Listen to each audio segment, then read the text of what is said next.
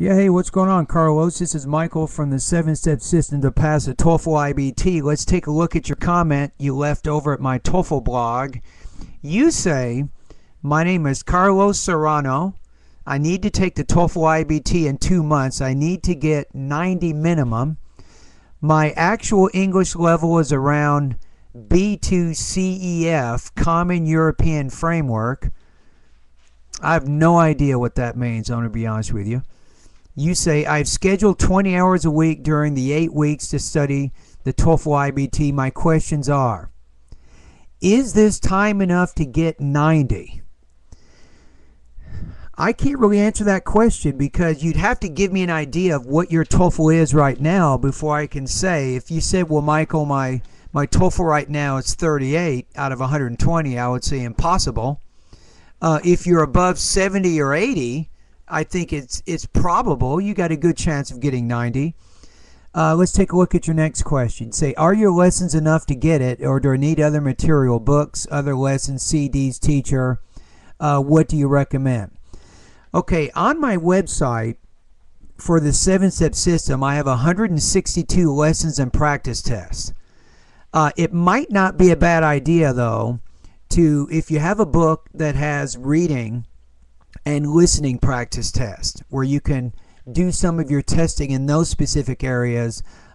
Trust me, I will take care of all of your speaking and your writing practice tests. You don't need anything about that, and I will give you specific comments to help you in both of those areas to help improve your writing and your speaking. So I might recommend a book. You can use a book like the Cambridge Preparation Course for the TOEFL iBT.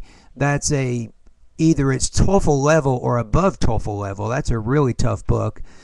So anyway, you said that your 8 weeks have just begun. Thank you very much in advance. So hey, you're welcome. So what you want to do is go over to www.bettertoeflscores.com. You've probably already been there.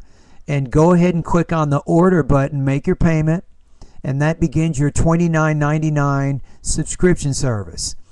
Now, at that point, you should probably take the pronunciation pretest, and that way I can get an idea of what kinds of problems you might have in that area. Now, I'm guessing that based on your name, Carlos Serrano, that you probably speak Spanish. ¿Habla español?